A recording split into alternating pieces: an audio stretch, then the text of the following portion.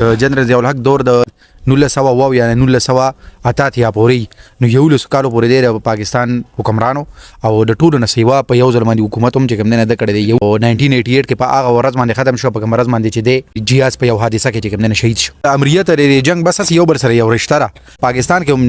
د 1965 جنگ 71 جنگ د ډیکټیټرز دور کې شو. د ضیاء الحق په دور کې انډیا سره خو جنگ نه وشوي، خو د افغانستان د جنگ شروع شو. روس اٹیکو کا افغانستان باندې 1979 کې او دا جنگ بیا نیکسټ چې کوم نه لسیول اسکاله جاری او دغه لسیول اسکاله جنگ خو د روس او د افغانستان خو د روس او د افغانستان د جنگ نه سوخ بعد لکه داس یو جنگ جوړ شو، د پاکستان جنگ دی جوړ شو او پاکستان بس فرنٹ لاین سټیټ او د روس خلاف جنگ کو. نو دا ټول دور د ضیاء الحق چې کوم نه پدی روس او افغانستان جنگ کې تیر شو. ضیاء الحق چې مارشل لاو لګول نه چې ذوالفقار علی بټو حکومت ختم کو، نو سو میاشتې بعد یې گرفتار کو. 1979 کې یو دوه کال بعد هغه باندې عدالت سزا موت خېجو او هغه راغینه پانسی شو. نو د ضیاء الحق په دور کې د پاکستان د غړومبه منتخب وزیر اعظم اول گرفتار کړی شو او بیا پانسی کړی شو. او د ضیاء الحق په دا دور باندې دا لګي یو داغ دی. خلک کوئی چې هغه لکه یو اسلامیک مایندډ سړی او اسلامایزیشن کړی دی او هغه پاک سټډي د کتابونو کې مشته کنه چې زکات آرډیننس جاری شو او رمضان آرډیننس جاری شو او اسلامیک بانکینګ هم دغه په دور کې سٹارټ شو. د پړومبي ځلمانه وومن یونیورسيټي لکه خزو لپاره جدا او د IIUA د یونیورسيټي دا او د فدرال شریعه کورټ اسلامي نظریاتي کونسل دا ټول اسلامي ادارې دي نه دا نو اسلامایزیشن لپاره کار شو بالکل. او دا چې کوم اسلامي الکیدي مذهبي الکیدي نه خو دې ته خو یو غي ورته ډیری مینه ضیاء الحق ته ضیاء بابا وي کنه او چې کوم سیکولر لیبرل دي نه غي په دې ته په دې نظریه باندې ځکه نه کتل کنه چې هغه کې څه کارونه داسې چې دغه هغه لکه بیا رستو هغه آوټپوټ چې کوم نه صحیح رانه غي لکه مثال په تور باندې یو چې کوم نه ضیاء الحق دا کارو کو وای که څوک د اهل بیت او صحابه په شان کې ګستاخی کوي دا به جرم دی بس زئی نه پکاروم د چې څوک دا غي شان کې ګستاخی کوي نه دا جرم پکار دی. خو هغه د شیعاګانو چې کوم نه دا مسله ته جوړ کړه غي دا د مونږ ټارګټ کړو نو دا غي نه شیعاګانو دا غي خلاف یو احتجاج شروع کو او نه انفورچونټلی دا غي نه لګه فرقاویت وند کې جوړ شو. سیکولر الکی چې دین غي په دمه داوم چې کوم نه تنقید کوي چې هغه وی چې دا د لکه اسلامایزیشن اصل کې نه کو بس دا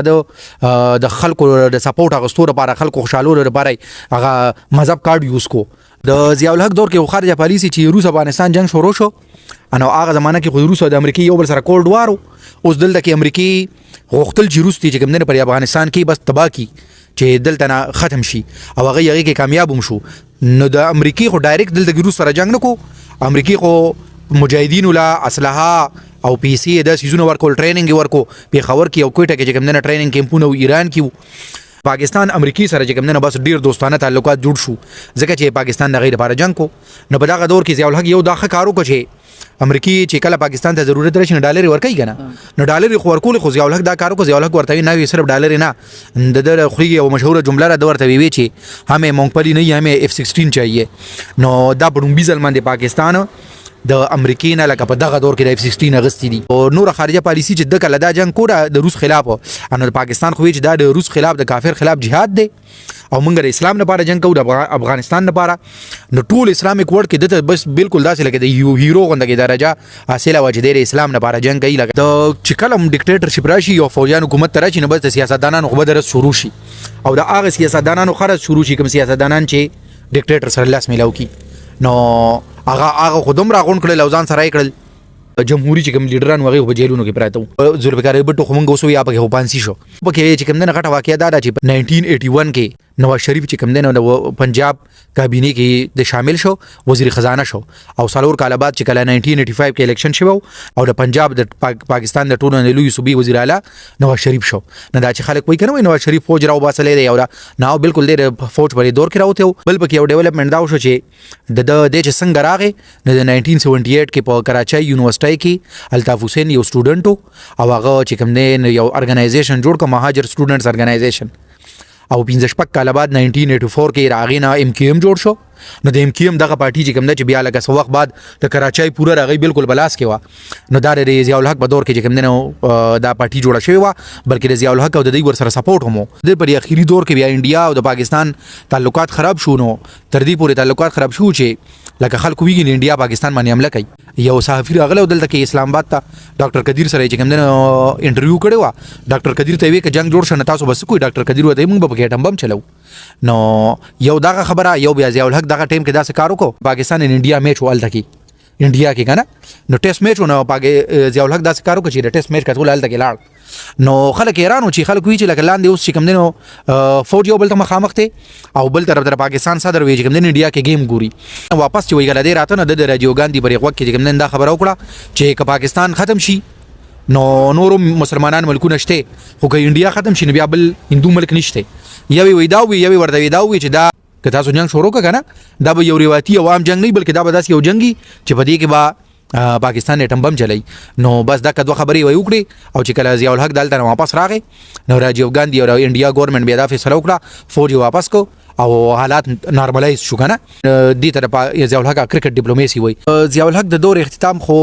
فوجي خو کلم چې راغله ډیکټیټر نه دی خو بیا راغله په زور یې بیا لړکی ګم نه کنه. نو 1988 کې دا کارو کو چې هغه چې 85 کې کوم اسمبلی جوړه شوې و او جنوبي وزیر اعظم هغه حکومت مات کو. دغه دور کې بنظیر بوټو واپس چې کوم نه خپل ملک ته راغلی و هغه با ډیکټیټرشپ خلاف او د ضیاء الحق خلاف یو سترونګ تحریک شروع کړو او دا چې کوم نه یو سخت تحریک شروع کړو چې ضیاء الحق ته ډیر پریشان او تر دې پوری چې خلکو به بیاوی بندوق ول ډرته ایک نهتی لڑکی سي. نو دغه زمانہ کې چې پیپل پارټي دغه بالکل انټي اسټابلیشمنت وا او خو ریزिस्टेंस په روډ باندې شو کو. نو د ضیاء الحق چې کوم دی یو طرف د حکومت مات کو وی نیکسټ الیکشن وکوم او دای کوشش وی پیپل پارټي برانه نه راځي او دا غي نه پس خدای پاک ته داسې منزور نه و او د په ډومېسټک فلایټ باندې چې کوم دی نه ملک ته اسلام آباد نه لګا باولپور ته او په هغه فلایټ کې د سره چې کوم دی نه سملکونو امبیسډر زومو د فوج جرنالان ور سره ومو کریم بیوروکریټس ور سره ومو او هغه لکه بد قسمتای سره هغه پلین کریش شو او د پاغي کې سره هغه ټولو خلکو چې کوم دی نه شهید شو.